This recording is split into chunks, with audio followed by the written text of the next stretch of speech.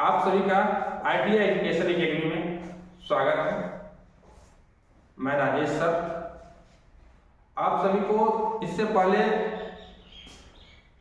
Engineering drawing पढ़ाए हुए थे और हम आप सभी को तत्पर रहते हैं पढ़ाने के लिए। और ये जो आज पढ़ाएंगे ये सभी ट्रेड के लिए इम्पोर्टेंट है। तो ये मैकेनिक डीजल का फर्स्ट क्लास मैं ले रहा हूँ आज इस बार के बच्चों के लिए, लेकिन ये सभी ट्रेड के लिए इम्पोर्टेंट है। उसके बाद देखिए, जैसे कि आप लोग को हम बता दें कि इससे पहले विनोद सर थे। विनोद सर जो क्लास लिए थे तो उसमें आईटीआई क्या होता है, आईटीआई की जानकारी बताए थे। उसके बाद आईटीआई का करने से क्या फायदा है, एससीबीटी के बारे में बताए थे, एनसीबीटी के बारे में बताए थे, सही चीज बताए हुए थे। तो उसके बाद ये ट्रेड जो है मैकेनिक डीजल ट्रेड अपने आप में बेहद खास ट्रेड होता है। यह ट्रेड एएलपी के लिए बहुत ही इंपॉर्टेंट होता है। चाहे आप एएलपी में जाइए, चाहे एक यही ट्रेड है आईटीआई में 1 ईयर होते हुए भी मैकेनिक डीजल, और वो एएलपी में आप लोगों को बहुत ही अच्छा और खास मदद करता है फॉर्म भरने में। और ये ट्रेड का वैकेंसी टेक्नीशियन में भी बहुत अच्छा आता है। तो इसलिए मैकेनिक डीजल ट्रेड अपने आप में बहुत ही इंपॉर्टेंट रखता है। तो आप लोग को कह दें कि जो बच्चे हमारे आईटीआई दरभंगा में हक आईटीआई में आके पढ़ते हैं वो 100% उनको जानकारी मिलती है और 100% वो प्रैक्टिकल भी करते हैं। लेकिन जो बच्चे ऑनलाइन पढ़ते हैं उन्हें भी लगभग 70 से 80% नॉलेज हो जाते हैं। प्रैक्टिकल के कारण कुछ नॉलेज उनको नहीं होते, लेकिन ऑनलाइन में उनको रेगुलर क्लास करना पड़ता है। तो हम आप लोग को बता दें कि सबसे पहले कि ये चीज जो है सिर्फ मैकेनिक आज जो बताएंगे ये मैकेनिक डीजल के लिए भी इम्पोर्टेंट नहीं है, ये ऑल ट्रेड के लिए, क्योंकि कुछ चीजें होती है कि सभी ट्रेड को अच्छा होता है, सभी ट्रेड के लिए सही होता है। तो इसीलिए आप लोग सब कुछ ही चीज होता है आईटीआई में, तो कुछ कॉमन चीज है जो सब ट्रेड के लिए है, कुछ ऐसा चीज है कि कोई खास जो ट्रेड है उसके लिए है। तो इसीलिए देखिए कि आज हम मैकेनिक डीजल, तो सबसे पहले हम चलते हैं कि टीटी। आज जो पढ़ाएंगे हम आप लोग को टीटी पढ़ाएंगे, ट्रेड थ्योरी पढ़ाएंगे। ट्रेड थ्योरी जो होता है उसमें 38 क्वेश्चन आता है, ठीक है। एग्जाम के विषय में सीबीटी के विषय आपको समझा रहा हूँ, क्योंकि प्रैक्टिकल जो है वो जो अच्छा करेंगे उनको अच्छा नंबर तो मिलता ही है, कॉलेज का वो चीज है। उसके बाद ये है ईडी से 6 क्वेश्चन और डब्ल्यूसीएस से 6 क्वेश्चन, ठीक है। तो ये यानी कि 3 सब्जेक्ट मिला करके टोटल आपको जो है ये 3 टीटी, ईडी और डब्ल्यूसीएस, ठीक है। ये 3 चीज है। तो टीटी से आप लोग का कितना नंबर आता है, तो 76 नंबर आएगा। एक क्वेश्चन 2 नंबर का, एक क्वेश्चन 2 नंबर का। ईडी से भी एक क्वेश्चन 2 नंबर का। उसके बाद डब्ल्यूसीएस से भी एक क्वेश्चन 2 नंबर का। यानी कि टोटल आप लोग का कितना नंबर आ जाएगा, 100 नंबर आ जाएगा इसमें, ठीक है। क्लियर है। उसके बाद देखिए कि आगे आप लोग को हम बताएंगे कि व्यवसायिक सुरक्षा एवं स्वास्थ्य, ठीक है। तो व्यवसायिक सुरक्षा एवं स्वास्थ्य में होता है कि ऑक्यूपेशनल सेफ्टी एंड हेल्थ। तो जैसे कि हम वर्कशॉप में जाते हैं तो उसके लिए भी क्या चाहिए, सेफ्टी चाहिए। हम रोड पे चलते हैं उसके लिए भी क्या चाहिए, सेफ्टी चाहिए। हम कहीं और भी चलते हैं उसके लिए भी क्या चाहिए, सेफ्टी चाहिए। यानी कि हर चीज के लिए सेफ्टी चाहिए। उसी तरह हम लोग जो यहाँ पढ़ेंगे उसके बाद हम या तो रेलवे में काम करेंगे या तो फिर जॉब करेंगे कहीं और भी, कोई कंपनी में जॉब करेंगे, या ढेर सारा इसरो, डीआरडीओ वगैरह वगैरह कई सारे जगह, ठीक है। उसके बाद है कि यहाँ से जॉब करते हैं तो उसमें क्या होता है, एक सेफ्टी जरूरी होता है। क्योंकि सेफ्टी इसलिए जरूरी होता है कि हमारी जो चाहे हैंड हो, चाहे आई हो, चाहे ईयर हो, चाहे नोज हो, चाहे शरीर का कोई भी पार्ट हो, उस चीज अगर बचा रहेगा तभी तो हम काम कर पाएंगे। इसीलिए सबसे इंपॉर्टेंट चैप्टर जो होता है ये सभी ट्रेड के लिए ऑक्यूपेशनल सेफ्टी। ठीक है, तो आप लोग को पढ़ना है कि पर्सनल सेफ्टी क्या होता है, पर्सनल सेफ्टी क्या होता है, उसके बाद जनरल सेफ्टी क्या होता है। ठीक है, इस सब के बारे में पढ़ना है। अब पर्सनल सेफ्टी के अंतर्गत क्या सब आता है, जनरल सेफ्टी के अंतर्गत क्या सब आता है पढ़ना। जिस तरह से पर्सनल सेफ्टी के अंतर्गत आएगा कि आप हेलमेट लगाएं, आप गॉगल्स लगाएं, आप ग्लव्स लगाएं, आप एप्रन लगाएं, कब आप सेफ्टी शूज पहने। तो ये सारे कई सारे चीज आता है। अब जनरल सेफ्टी में आएगा कि आप जो है किसी शख्स से या इंस्ट्रक्टर से यानी कि निदेशक से बिना पूछे कोई मशीन को न छुए, या फिर तेल गिर जाए उसे क्या कर दे, साफ कर दे। तो ये सब आता है। अब देखिए उसके बाद है कि माप की प्रणालियां। क्या है? माप की प्रणालियां, यानी कि मेथड्स ऑफ मेजरमेंट। क्या है? Methods of measurement. अब मेजरमेंट का क्या क्या मेथड्स हैं उसके बारे में, जैसे हम मापते हैं मिलीमीटर, डेसीमीटर, उसके बाद इकाई क्या सब होता है। तो ये सभी चीज माप हम देखते हैं। उस माप को हम क्या कहते हैं? Methods of measurement. ठीक है, डेकामीटर, हेक्टामीटर, कई सारे मेजरमेंट होते हैं। उस चीज को हम बताते हैं। तो वो क्या होता है? माप की प्रणालियां। ठीक है, उसके बाद जैसे कि होता है क्या, मापन। ठीक है, यानी कि मेजरिंग इंस्ट्रूमेंट। अब कई सारे मेजर करने के इंस्ट्रूमेंट होते हैं। जैसे वर्नियर कैलिपर, उससे हम क्या करते हैं, कई सारे जॉब होता है। जिस तरह से वर्नियर कैलिपर होता है, ठीक है, उसे क्या करते हैं, हम जॉब को मापते हैं। क्या करते हैं? जॉब होता है, जॉब हम बनाएंगे, उसे हम क्या करेंगे, जैसे माप लेंगे, क्या लेंगे उसे, वर्नियर कैलिपर, उसे मेजरिंग इंस्ट्रूमेंट को। ठीक है, उसके बाद देखिए सूक्ष्म मापियां, यानी जैसे कि मैक्रोमीटर, यानी छोटे से छोटे चीजों को भी हम देख लेते हैं, उसे क्या कहते हैं? सूक्ष्म मापियां, यानी कि प्रिसीजन टूल। इसको क्या कहते हैं? Precision tool. क्या कहते हैं? Precision tool. अब देखिए आगे होता है गेज, मतलब कितनी गहराई तक गेज है। गेज को हम कैसे माप करेंगे? टूल्स में एक आता है गेज, जो भी एक इंपॉर्टेंट चैप्टर है। ये भी अपने आप में बहुत ही खास और बेहद खास माना जाता है। ये चीज भी आप लोग को पढ़ाएंगे। उसके बाद आता है मार्किंग एवं मार्किंग टूल। क्या आता है? मार्किंग एवं मार्किंग टूल। अब यानी कि कोई चीज को जैसे हमें बनाना है 5 mm का या 10 mm का, 5 mm का या 10 mm का, कोई भी जॉब बनाना है या 30 mm का, उससे पहले हम क्या करेंगे, उस पर मार्किंग कर देंगे कि ये यहां से यहां तक बनाना है। ठीक है, तो यही चीज होता है क्या, मार्किंग एंड मार्किंग टूल्स। ठीक है, इतना तक आप लोग समझ गए क्या करना है। उसके बाद देखिए ये होता है दस्ती औजार, यानी कि जिसको इंग्लिश में कहते हैं हम हैंड टूल। क्या कहते हैं? Hand tool. दस्ती औजार यानी कि हैंड टूल। तो हैंड टूल्स जैसे कि हम हेमर जानते हैं आप लोग। हेमर क्या है? हैंड टूल्स, मतलब हाथ से उसका उपयोग करते हैं।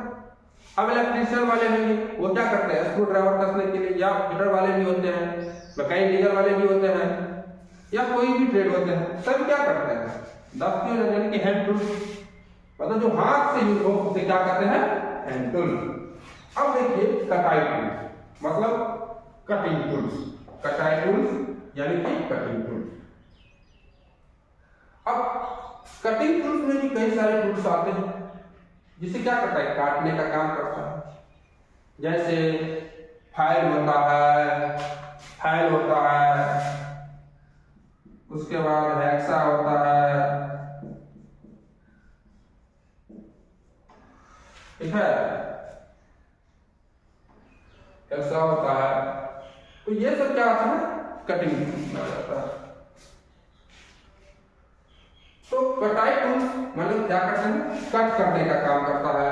उसे काटने का कई सारे हम जॉब बनाते हैं, उसे काटते हैं। अब ये जॉब फिटर वाले भी बनाते हैं, इलेक्ट्रिशियन वाले भी छोटा छोटा पार्ट्स को बनाना रहता है तो काटने का काम आता है, जैसे पाइप को या कोई चीज को। अब मैकेनिक डीजल वाले क्या आते हैं, वो भी जैसे कि कहीं कहीं ऐसा चीज होता है तो वो भी काटते हैं। इसीलिए कटिंग टूल्स के बारे में भी हम लोग को पढ़ना क्या होता है, जरूरी होता है। उसके बाद हम चलते हैं कि ग्राइंडिंग व्हील्स एवं ग्राइंडिंग मशीन। ठीक है, तो ग्राइंडिंग व्हील्स नहीं करता है कि ग्राइंडिंग कर दो भाई, ग्राइंडिंग कर दो। आप लोग ग्राइंडिंग मतलब उसको एक फिनिशिंग, कोई जॉब करने के बाद उसको फिनिशिंग ग्राइंडिंग करने के लिए, इसलिए ग्राइंडिंग किया जाता है उसको फिनिशिंग करने के लिए। ग्राइंडिंग किससे किया जाता है, ग्राइंडिंग मशीन से किया जाता है। मतलब कोई चीज को फिनिशिंग करने के लिए हम क्या करेंगे, ग्राइंडिंग करेंगे। उसके लिए ग्राइंडिंग व्हील रहना चाहिए, ग्राइंडिंग मशीन रहना चाहिए। उसी ग्राइंडिंग व्हील ग्राइंडिंग मशीन के टैब्स वगैरह के बारे में क्या करेंगे, आप लोग को पढ़ाएंगे हम। तो आज हम क्या कर रहे हैं, सिर्फ थोड़ा सा नॉलेज दे रहे हैं, बेसिक, जो आप लोग को आगे पढ़ने में मजा आएगा कि सर ये चैप्टर नहीं पढ़ाए हैं, ये चैप्टर नहीं पढ़ाए हैं, सर ये चैप्टर पढ़ा दीजिए। तो वो चैप्टर आप लोग को क्या करेंगे, हम पढ़ा देंगे। इसलिए आप लोग सब इसको नोट करिएगा, कॉपी पे सब नोट कर लीजिए, कॉपी पे नोट करते चलिए और फिर समय भी देंगे, नोट करने का समय भी देंगे, तो नोट भी करिए और आगे फिर हमको बताइएगा सर ये चैप्टर नहीं पढ़ाया तो वो चैप्टर पढ़ा देंगे। यानी कि एक तरफ से पूरे चैप्टर को खत्म करना है आप लोगों को, और ये आप लोग के लिए क्या होगा, बेहद खास होगा। उसके बाद देखिए वॉइस। तो वॉइस में भी होता है कि वॉइस मतलब कोई चीज को जॉब को पकड़ने के लिए पहले क्या करेंगे, उसको हम वॉइस पर क्या करते हैं, रखते हैं, फिर उससे क्या करते हैं, जॉब बनाते हैं। कोई पकड़ने के लिए क्या होता है वॉइस, जैसे ये कोई है उस पर क्या रहेगा, वॉइस रहेगा, उसी में क्या रहता है, जॉब रहता है। ठीक है, तो उसी को हम पकड़ने के लिए क्या करते हैं, वॉइस का प्रयोग करते हैं। उसके देखिए आप लोग वॉइस को समझ, तो कोई चीज रख के किया जाता है, वॉइस को सिर्फ रख के जॉब बनाया जाता है। अब देखिए बंधक, यानी जिसको कहते हैं क्या, मोर्टेज। क्या कहते हैं, मोर्टेज। तो मोर्टेज मतलब होता है क्या, बंधक। कोई चीज को हम क्या करते हैं, जब वो तैयार हो जाता है उसको क्या करेंगे, हम बंधक करेंगे, मोर्टेज करेंगे। उसके बाद देखिए कि अब आप लोग देख सकते हैं कि tape and die, tape and die. जैसे आप लोग देखते हुएगा कि चापाकल को जैसे हम खोलते हैं, मिस्त्री लोग रखता है, वो लोग टेप एंड डाई रखता है। अब आप लोग को भी टेप एंड, जैसे कोई स्पिनर रहता है खोलने के लिए, उस तरह से टेप एंड डाई भी एक स्पिनर की तरह ही है, लेकिन ये अलग चीज आ जाता है। टेप एंड डाई बनाना भी होता है, उस चीज को भी आप लोग क्या करेंगे, इस तरह से होता है, तो इस चीज को भी आप लोग क्या करेंगे, पढ़ेंगे। टेप एंड डाई किस तरह से बनता है, क्या होता है, समझे ना, इस तरह से आप लोग पढ़िएगा। उसके बाद होता है रिमिंग, मतलब कोई चीज को एक रिमिंग किया जाता है, इस चीज के बारे में पढ़ना है। अब आगे चलते हैं वेल्डिंग। अब आप यहाँ आप लोग पढ़ रहे होइएगा सर हम लोग का सिलेबस तो बहुत विस्तार है। जी हाँ, सिलेबस तो है, मैकेनिक डीजल का आप ले रहे हैं डिग्री, तो पढ़ना तो पड़ेगा, और लगभग सबको पढ़ना पड़ता है। फाइनल ईयर में वेल्डिंग तो पढ़ना ही पड़ता है, तो वेल्डिंग आप लोग को पढ़ना जरूरी है, क्योंकि मान लीजिए सभी जगह तो आपको वेल्डर आकर के वेल्डिंग नहीं करेगा ना, कहीं कहीं ऐसा छोटा छोटा वेल्डिंग होता है जो आप लोग अपने खुद कर सकते हैं, इसलिए आप लोग को वेल्डिंग का भी बताया जाता है। अब वेल्डर वाला अपना विस्तार से वेल्डिंग पढ़ता है, आर्क वेल्डिंग वगैरह वगैरह कई सारी चीज पढ़ता है, तो आप लोग का एक वेल्डिंग हो। उसके बाद देखिए हीट ट्रीटमेंट। हीट ट्रीटमेंट के लिए क्या होता है, एक आता है कोई चीज को हीट करते हैं, जैसे मोल्डिंग वाला भी करता है, मोल्डर सब जो होता है वो सब जैसे कि कोई चीज को हीट करते हैं, फिर उसको ठंडा करते हैं, ये हीट ट्रीटमेंट का ही प्रोसेस है।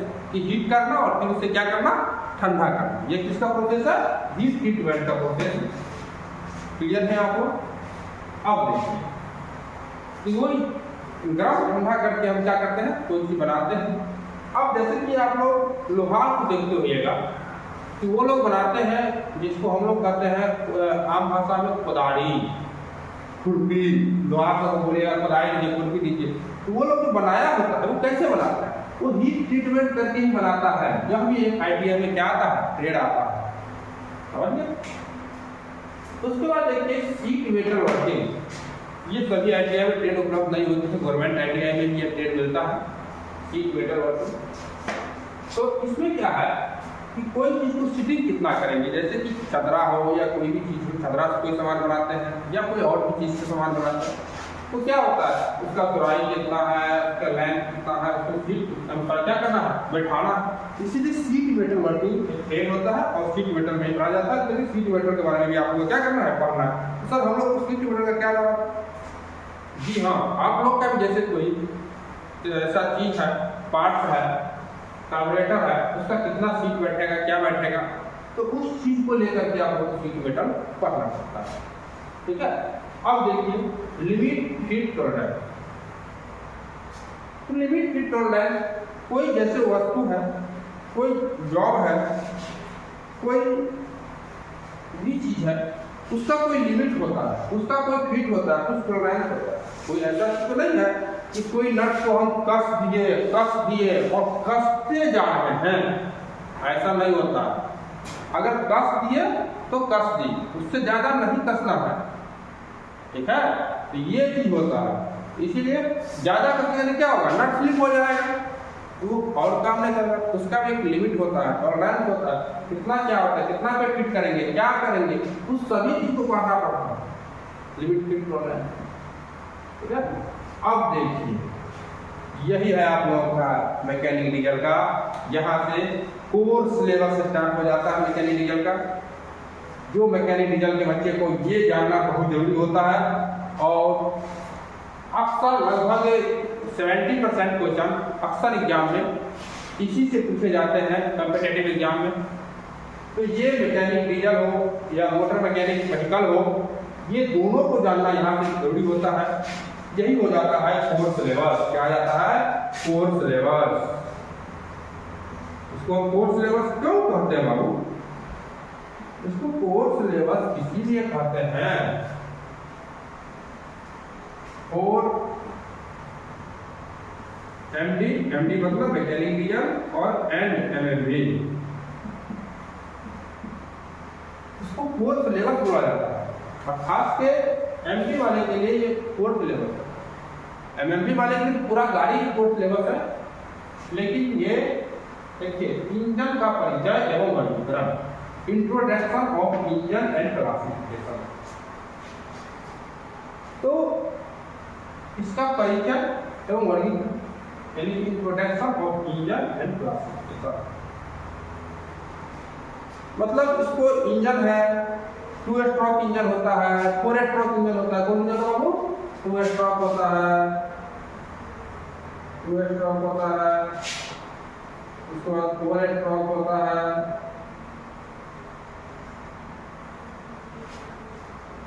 अब 2 स्ट्रोक में कितना स्ट्रोक होता है, 4 स्ट्रोक में कितना स्ट्रोक होता है? जैसे 4 स्ट्रोक में 4, यानी कि सक्शन, कंप्रेशन, पावर, एग्जॉस्ट। अब सक्शन में क्या प्रक्रिया होती है? अब सक्शन में कोई क्या करता है, एयर और फ्यूल को सक करता है, उसको सक करता है एयर एंड फ्यूल को, फिर उसको क्या करता है, उसमें फिर कंप्रेस होता है, कंप्रेस होने के बाद फिर पावर बनता है, पावर बनने के बाद फिर एग्जॉस्ट की प्रक्रिया होती है। तो इसमें से क्या पढ़ना है, उसके परिचय के बारे में पढ़ना है। ठीक है? तो वर्गीकरण कितने भाग में किया गया? तो 2 भागों में, 2 स्ट्रोक इंजन, 4 स्ट्रोक इंजन, कई सारे उसके कई तरह से, कई इंजन के आधार पर बांटा गया। ठीक है? फ्यूल के आधार पर बांटा गया, गैस फ्यूल के आधार पर बांटा गया। तो उन सभी चीजों को आप लोगों को पढ़ना है। अब देखिए उसके बाद है मेरा इंजन की संरचना एवं उसके भाग। ठीक है, यानी कि introduction and classification of engine. ठीक है, तो इंजन की संरचना एवं उसके बाद इंट्रोडक्शन और क्लासिफिकेशन ऑफ इंजन। अब इंजन का क्लासिफिकेशन को उसका हर एक पार्ट होता है, कार्बोरेटर क्या होता है, फ्यूल पंप क्या होता है, यानी कि carburettor, fuel pump, spark plug, injector, ये कई सारे इंजन के पार्ट्स होते हैं। उन सभी को क्या करना है, जानना है। अब जैसे देखिए स्पार्क प्लग किस में लगा रहता है, इंजेक्टर किस में लगा रहता है, ये सभी चीजों को पढ़ना है, एक एक करके बढ़ाएंगे। क्या अब importance force related to diesel engine, importance force related to diesel engine. अब डीजल इंजन से संबंधित महत्वपूर्ण बात होता है, ठीक है ना, कि डीजल इंजन डीजल से ही क्यों चलता है, वो पेट्रोल से क्यों नहीं चलता है। डीजल इंजन के संबंधित बहुत सारा महत्वपूर्ण पद है जो आप लोग को एक जगह करके दे देंगे, जिससे क्या होगा, आप लोग को कॉम्पिटिटिव एग्जाम में या आप लोग का सीबीटी एग्जाम होगा उसमें भी महत्वपूर्ण रखेगा। ठीक है, उस महत्वपूर्ण पद बताएंगे, वो एकदम बताएंगे, एकदम पूरा उत्तर बताएंगे। उसके बाद है 4 स्ट्रोक डीजल इंजन की कार्यप्रणाली। अब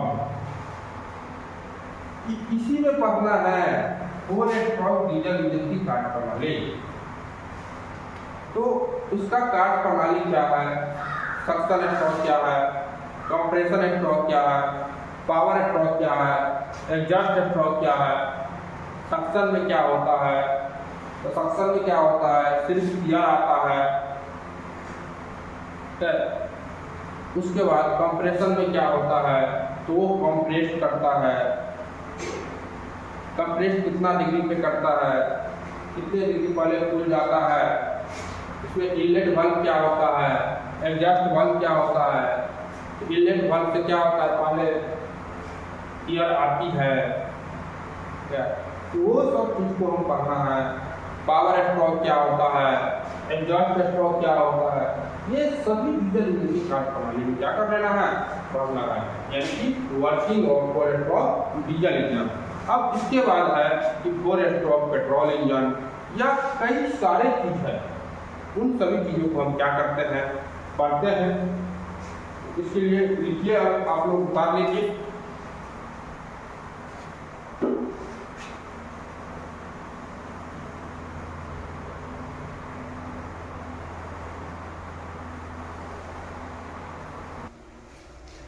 चलिए आप लोग को इसको कर लिया होगा, उतार लिया है।